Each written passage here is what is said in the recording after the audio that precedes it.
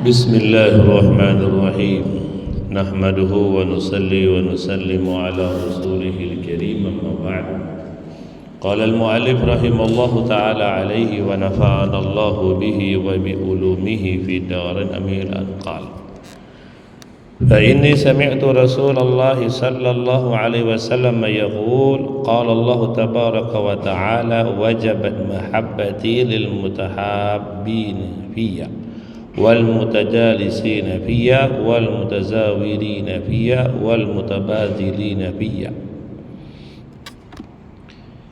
Artinya sesungguhnya aku sesungguhnya aku telah mendengar Rasulullah sallallahu alaihi wasallam bersabda. Sesungguhnya aku telah mendengar Rasulullah sallallahu alaihi wasallam bersabda, qala Allah tabaraka wa taala, Allah Subhanahu wa taala berfirman, Allah Subhanahu wa taala berfirman, wajabat mahabbati lil mutahabbina fiyya. Wajib mendapatkan cintaku, kata Allah, lil mutahabbina fiyya, untuk orang-orang yang saling mencintai karena aku, saling mencintai karena aku. Dan wal mutajalisina fiyya, saling duduk bareng karena aku, saling duduk bareng karena aku. Wal mutazawirina fiyya, dan saling kunjung mengunjungi karena aku, saling kunjung mengunjungi karena aku. Wal mutabadzilina fiyya, dan saling tolong menolong karena aku. Subhanallah.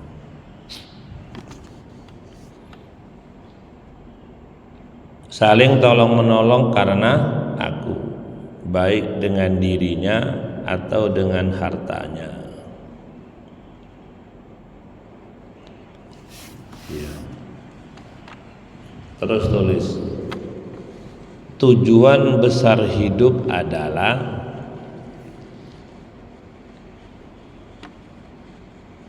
mendapatkan cintanya Allah.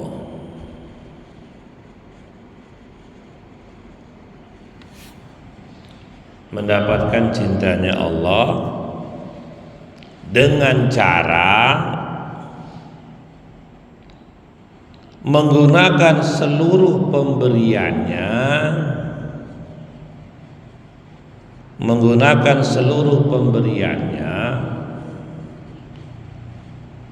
untuk menegakkan agamanya, untuk menegakkan agamanya. Ya, dengarkan.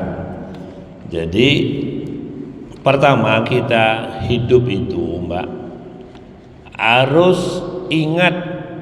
Setelah tahu, harus tahu, lalu ingat tentang tujuan hidup. Ya, tujuan itu penting sekali. Orang berjalan jauh ada tujuannya, orang kerja ada tujuannya, orang makan juga ada tujuannya. Dan kita datang ke dunia ini itu punya tujuan juga. Tujuannya apa? Adalah diantaranya adalah untuk mendapatkan rahmat ridho daripada Allah. Itu penting, Mbak. Ya, karena kalau kita tinggal di suatu tempat, di satu RT, kita dengan Pak RT-nya bagus, Pak RT-nya sayang dengan kita, maka urusan kita jadi mudah. Iya kan? kita tinggal di satu sekolahan dengan guru, dengan kepala sekolahnya sopan, berakhlak, maka kita punya nilai bagus, nilai akhlak namanya. Walaupun mungkin kita bukan siapa-siapa, kita, bapak kita, ibu kita, keluarga kita, kampung kita bukan siapa-siapa, tapi karena kita sopan, ya mendapatkan kebaikan, iya kan? Pak kepala sekolah senang, pak gurunya senang, sehingga urusan kita pun jadi mudah. Nah, dunia ini ada yang punya siapa? Allah. Akhirat juga ada yang punya siapa? Allah. Dan tidak ada selainnya gitu, Pak. Kalau manusia itu dia tinggi, ada yang lebih tinggi lagi. Oh, ada yang lebih tinggi, ada yang lebih lagi. Gitu kan? Ada manusia kaya, si A kaya, oh si B lebih kaya, si C lebih kaya, si D juga lebih kaya. Banyak tingkatannya. Tapi kalau sudah Allah, itulah mentok. Tidak ada yang kaya melebihi kayanya Allah. Tidak ada yang kuat melebihi kuatnya. Tidak ada yang hebat melebihi hebatnya. Tidak ada yang kuasa melebihi kuasanya Allah. Nah, memang pas kalau itu tujuan kita. Nah, dunia akhirat ada yang punya siapa? Dia adalah Allah. Maka penting sekali di mana kita tinggal, di mana bumi diinjak, langit dijunjung, Allah itu menjadi hal yang sangat prioritas. Maka ada orang hidupnya galau, hidupnya bingung. Allah sudah menerangkan, fatawakkal 'alallah fahuwa hasbuh. Kata Allah di Quran itu, kalau engkau berserah diri kepada aku, cukup, akan selesai. Paham? Itu bukan kata-kata yang biasa, Mbak ya. Hidup ini mesti ada problem, mesti ada kendala. Tidak makan sakit, banyak makan sakit, ya kan? Ya, mesti ada kendala, memang begitu. Terus punya duit ada masalah, tidak ada duit, nah itu memang mbahnya masalah, ya kan? Iya, kalau kita ada duit, ada perintah infak, ada perintah ngasih. Kalau kita tidak ada duit, ada perintah kerja. Dua-duanya bingung, dua-duanya apa? Kalau kerja harus hati-hati, hendak ngasih ataupun ngasih pun harus hati-hati, apakah sesuai dengan kehendak Allah atau tidak. Ngerti kira-kira itu? Bahwasanya setiap saat kita menjadikan Allah itu selalu prioritas. Nah, sehingga kalau kita itu kayak tadi di sekolah gitu baik, sopan, ya kita dihormati, disayang. Nah, dunia akhirat ada yang punya, yaitu Allah. Dan Allah pun melihat juga akhlak kita, amal kita dan hati kita. Di sini diceritakan di hadis qudsi bahwasanya kapan Allah mencintai kita? Nah, itu pula. Ini dikasih tahu Nabi Shallallahu Alaihi Wasallam. Wajabat, kata Nabi, Allah pasti mencintai. Wajib cinta Allah kepada siapa? Lil mutahabbina fiyya. Orang yang saling menyayangi karena Allah. Kenapa kalian saling menyayangi? Ya karena Allah yang nyuruh. Bukan karena hanya kakak dan adik, bukan karena teman, tapi yang pertama karena ini perintah Allah. Paham? Kata Nabi, irhamu man fil ardi, sayangilah yang di bumi. Lalu yarhamkum man fis sama, ahli langit, Allah dan para malaikat akan menyayangimu. Turumus, Pak. Pancingannya itu, kalau kalian mancing tidak pakai umpan, ya lucu lah jadinya kan.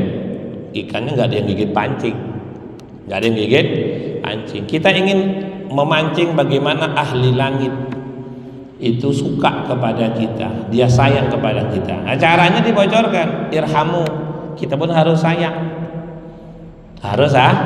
sayang. Walaupun dengan hewan, tidak boleh menzolimi hewan, tidak boleh.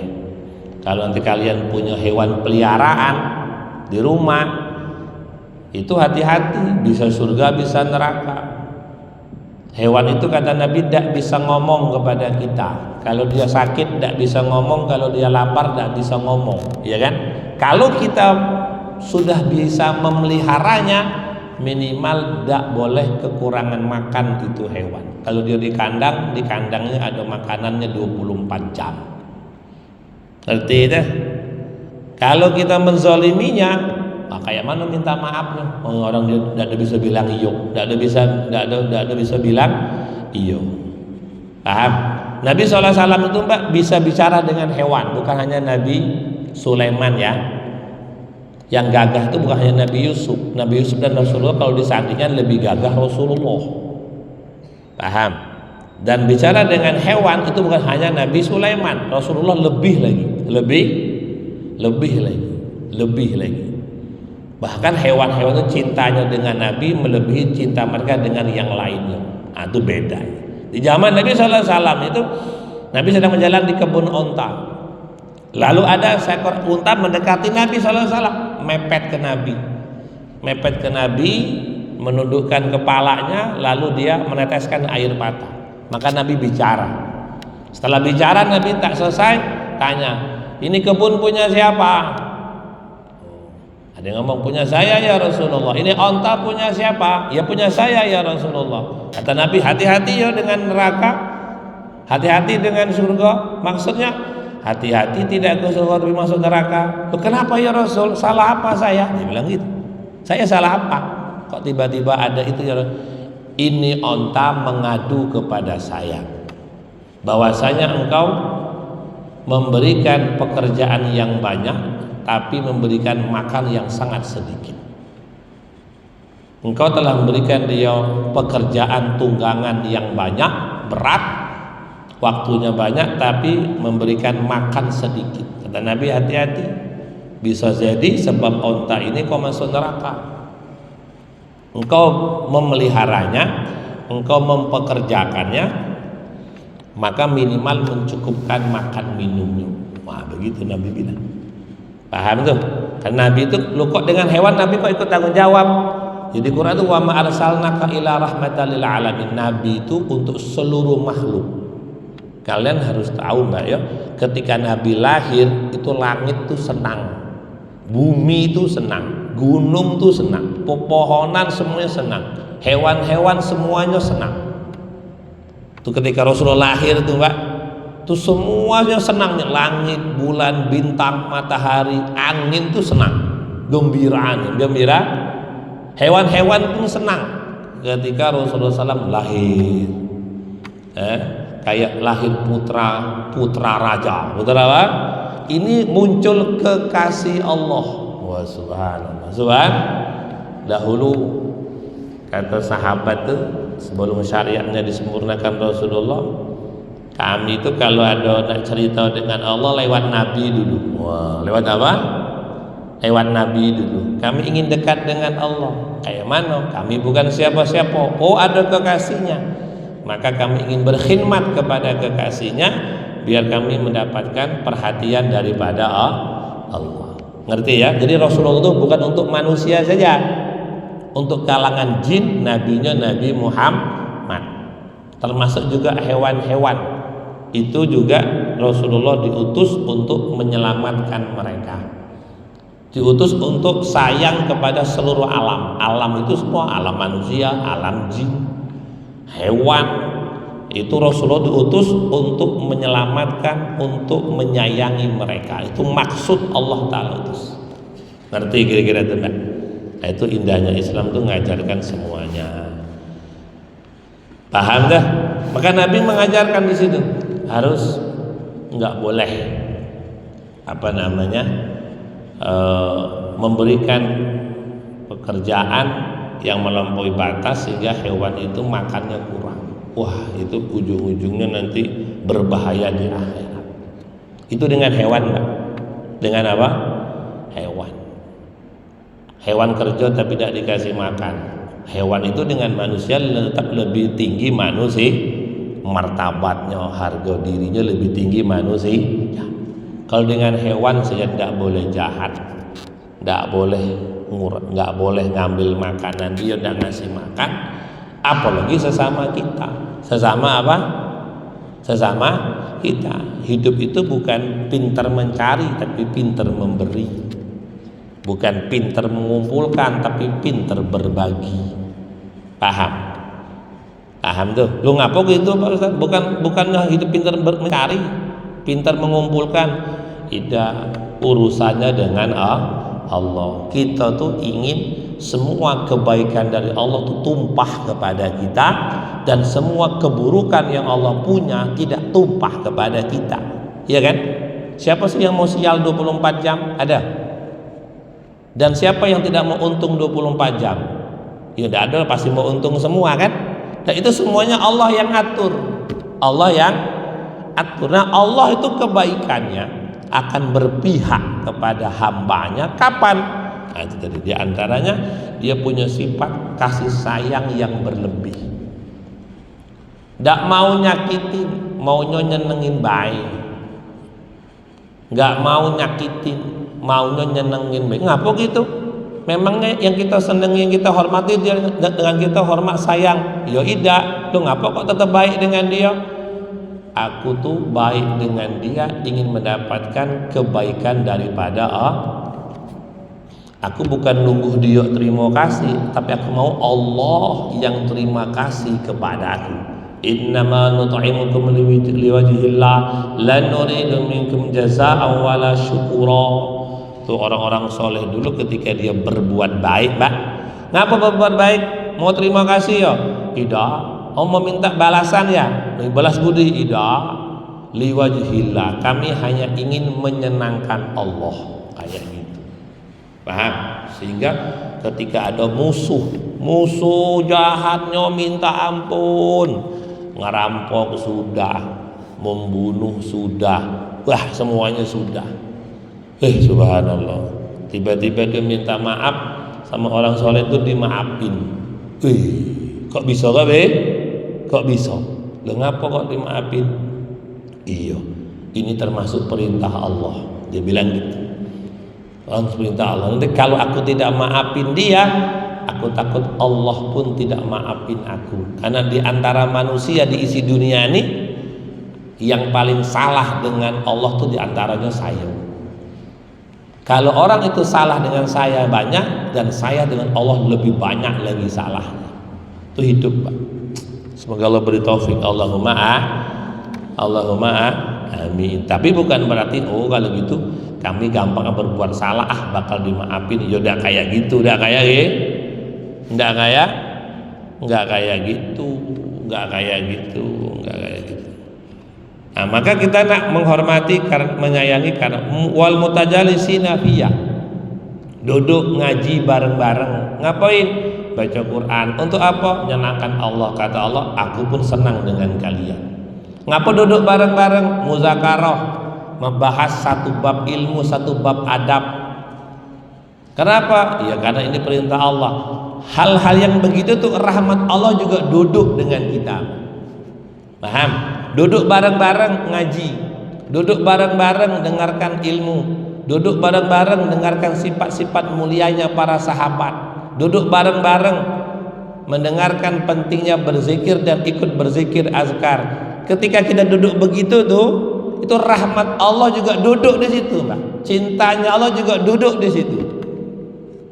Jika di situ tuh kalaupun meninggal, alhamdulillah sedang berada di rahmatnya Kan orang meninggal doanya kan Allah marhamhu, ya Allah rahmati dia. Dia sudah berenang di rahmatnya Allah gitu loh. Ngerti kira-kira? Karena ngaji, baca Quran, bab ilmu, muzakarah, itu semua kesukaan Allah. Allah suka. Nah kita kok buat seperti zaman Rasulullah kan ada golongan sahabat-sahabat yang memang Allah kasih ilmu lebih, tapi Allah kasih harta dikit. Sampai-sampai hanya punya sarung, tidak punya baju. Hanya punya, zaman itu Mbak, hanya punya sarung seluruh. Mereka ternyata banyak orangnya. Duduk bareng-bareng, saling menutupi badan, biar badan kawan yang nggak pakai baju tidak kelihatan, rapat-rapat. Ngapain? Baca Al-Quran. Nabi lewat, Nabi ikut duduk di situ. Bingung Mbak, wah ada Rasulullah kok datang, duduk di tengah-tengah. Kata Nabi, aku bersyukur karena Allah menciptakan di tengah-tengah umat yang membaca Al-Quran, dan aku diperintahkan duduk bersama mereka. Walaupun zahirnya mereka miskin, hanya punya sarung, hanya punya. Nah kalau pakaian itu kurang, ya makanan juga kurang berarti kan? Iya dah Mbak. Sekarang tidak ada orang tidak punya baju, semua punya baju selusin, 2 lusin, 3 lusin, ya dah. Iya kan? Bayangkan, tuh riwayatnya luar biasa. Hanya punya sarung, semuanya duduk tidak pakai baju, hanya punya sarung tuh. Tapi sedang membaca Al-Quran. Nabi duduk di situ. Paham? Nah, sekarang ketika kalian membaca Al-Quran, ngapal, belajar ilmu hadis, belajar fikih, coba dibayangkan. Ini kalau Nabi masih hidup, Nabi mau duduk dengan kita. Paham? Dan itu harus, dan memang Nabi zahirnya tidak ada, tapi ada rahmat Allah duduk dengan dia. Ngerti Mbak ya? Hati-hati, duduk itu yang duduk yang menyenangkan Allah, kayak gitu Mbak. Duduk sama-sama ngulangi Al-Quran, ngulangi tentang ilmu, ngulang tentang 6 sifat. Apalagi ini, wal mutazawirina fiyah, orang yang termasuk yang ketiga yang mendapatkan cintanya Allah. Semoga Allah kasih kepada kita Pak ya. Mumpung yang nyari tidak banyak, ya kan? Mumpung yang mencari itu tidak banyak, maka carilah sebanyak mungkin. Apa itu cintanya Allah? Banyak yang tidak tahu, yang tahu pun banyak yang tidak mau nyari. Maka yang sudah tahu harusnya mencari. Yang cintanya Allah tuh dicari, jangan sampai tidak dapat, jangan sampai dah dapat. Yang ketiga, siapa yang akan mendapatkannya? Mutazawirina fiyah, orang-orang yang saling mengunjungi juga karena Allah. Kau ngapa ke rumah orang tuh mau mengucapkan salam, assalamualaikum? Ngapa datang ke sana? Mau jenguk katanya sakit, itu juga perintah Allah. Ngerti deh? Ngapa ke sana? Oh dapat berita dia sedang gembira, aku ikut bergembira. Ngapa ke rumah orang itu? Oh iya, kami dengar berita ada yang meninggal, kami ikut berbelasungkawa, ikut bersedih, ikut mendoakan. Yang begitu tuh, yang gerak dia datang tuh karena ingin mengamalkan agama.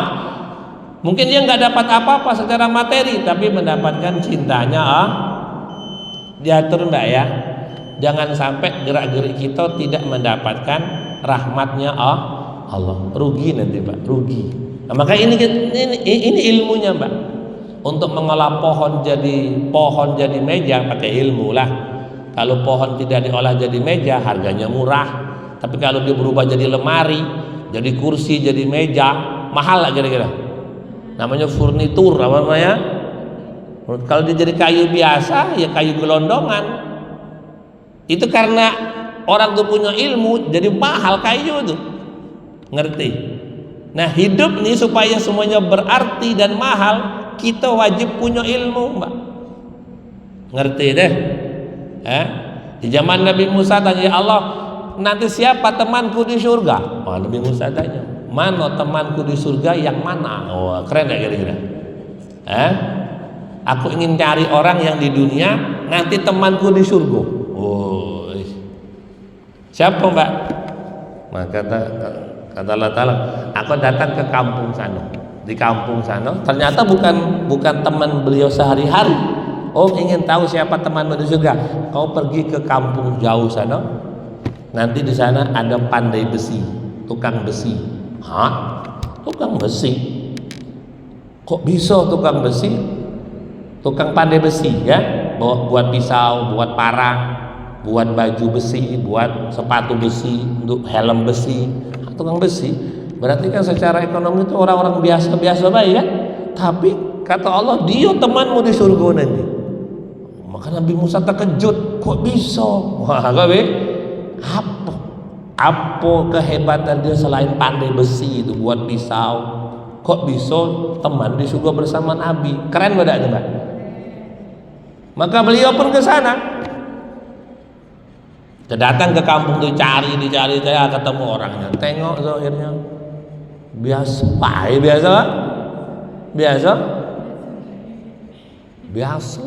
bilang aku cerita tapi ditengok seharian. Iya. Tahu apa? Baru iya. Memang secara status dia biasa baik, hanya kerjaannya pandai besi, tidak bisa dibanggakan, iya kan? Kerjaannya keras, dengan api, capek, keringat, duitnya pun tidak banyak, iya kan? Yang pesan pun tidak banyak, tidak banyak. Jadi cuman kok bisa menjadi teman Nabi Musa di surga? Diperhatikan ya Mbak, satu hari ditengok ceceknya bertamu ya, ngintain ya. Oh, dia di sana kerjanya, di situ tengok. Iya pantesan. Tahu kenapa?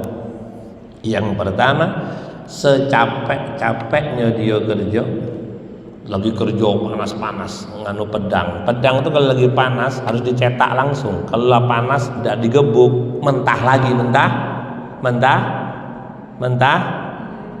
manaskan tuh lama. Ternyata sesibuk-sibuknya dia memanaskan pedang itu mau dicetak, tapi kalau sudah dengar Allahu Akbar, palu yang diangkat tinggal digebuk sekali itu gak jadi diangkat, dengar azan langsung dilepas.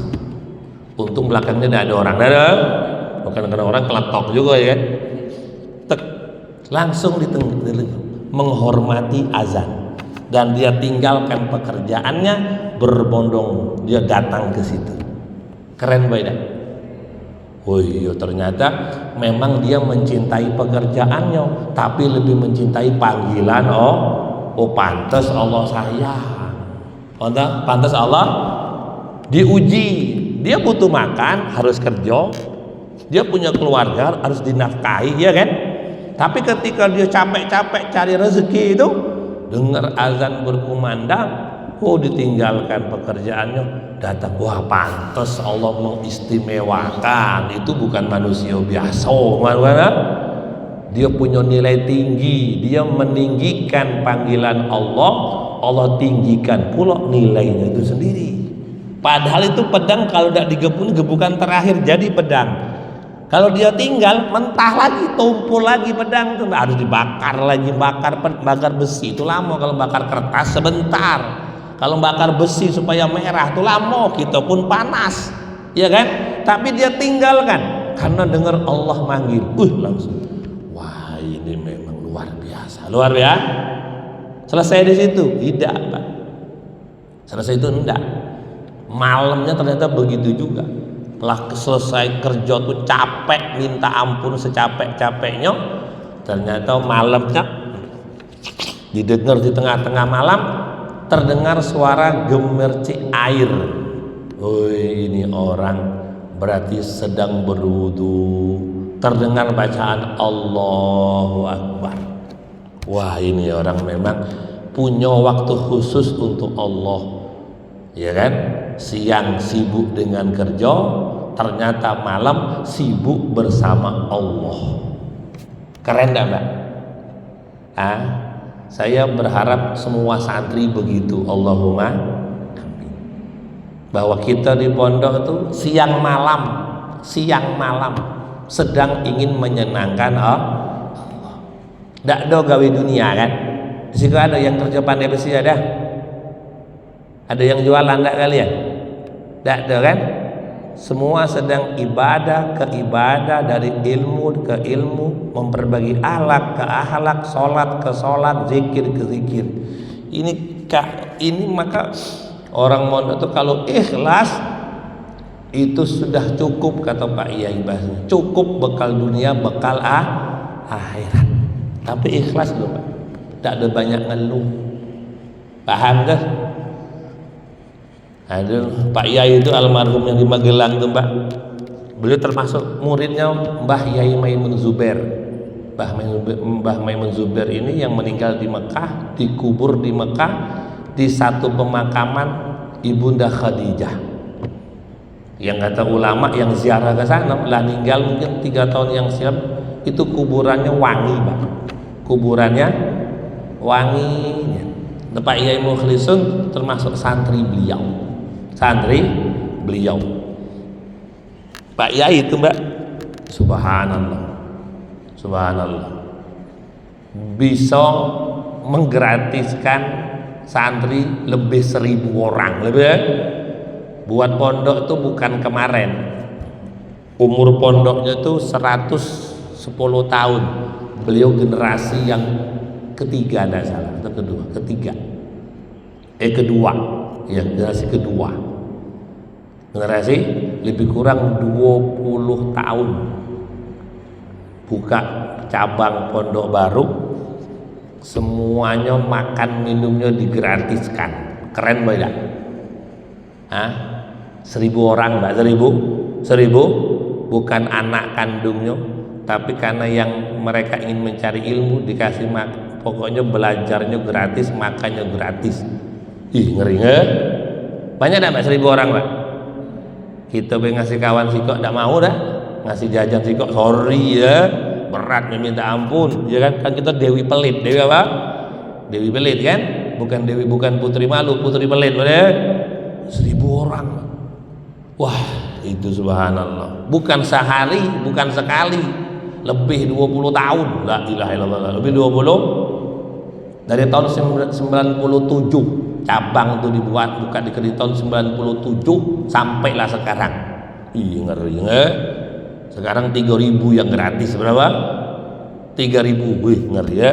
Tapi yang putra saja, yang putri tidak. Yang putri banyak rewel ya. Banyak apa?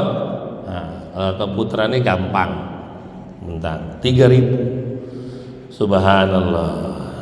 Sehingga ada santri, Pak Yai, tolong akui saya sebagai santri. Loh, ya jelas diakui, kenapa tidak, kata Pak Yai. Tapi maaf Pak Yai, saya cuma sehari di pondok, habis itu kabur, habis itu apa? Bertengkar dengan kawan. Waduh, repot, cuma sehari, cuma berapa hari, Mbak? Sehari. Itu berharap Pak Yai akui sebagai santri, sehingga besok beliau sanad Qur'annya sambung ke Rasulullah, sanad ilmunya semuanya nyambung ke Rasulullah, sampai ke Jibril, sampai ke Allah Ta'ala. Nah, itu Ustaz dapat sanad dari beliau. Jadi kayak gitu, minta diakui, Pak Yai minta diakui. Kami ini bingung nak ngandalkan apa besok di hari kiamat. Nak ngandalkan apa? Nak ngandalkan Quran diajak ngomong, tidak nyambung kami ya. Nak ngandalkan sholat, takusun ta'idah, kami pun tidak tahu kualitas sholat kami. Ya, nak ngandalkan sedekah, kami pun tidak tahu sedekah itu tak ngerti entah tidak, tak ngerti. Nak ngandalkan tahajud bisa di hadapan Allah, saya tidak tahu lah. Tahajud banyak kadang-kadang, kalaupun dikerjakan tidak ikhlas.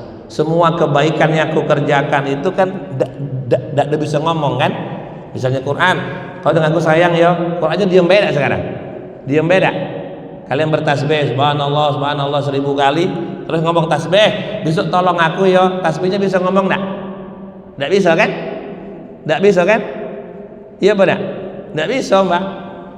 Jadi yo Pak Yai, ya mending dengan Pak Yai lah. Pak Yai bisa ngomong iya dan tidak. Pak Yai penuh dengan ilmu, penuh dengan keikhlasan, penuh dengan dakwah, penuh dengan iman. Tolong Pak Yai, kami diakui menjadi santri. Oh, subhanallah. Apa jawaban Pak Yai? Cuman sehari mondok. Apa jawabannya? Iya apa tidak kira-kira? Iya apa tidak? Jawabannya rahasia ya orang.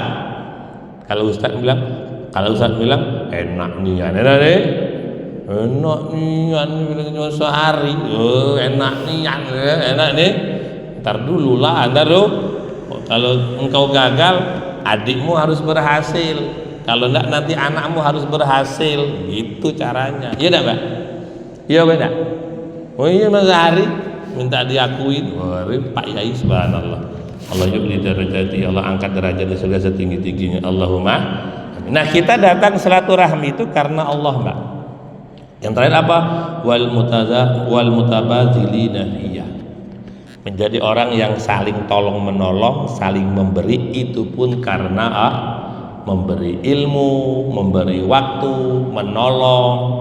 Itu kalian ingat, aku nolong ini untuk menyenangkan Allah. Kalau bisa kayak begitu wajabat, dia wajib mendapatkan cintanya Allah. Jadi 4 ini kegiatan di pondok kalian siang malam.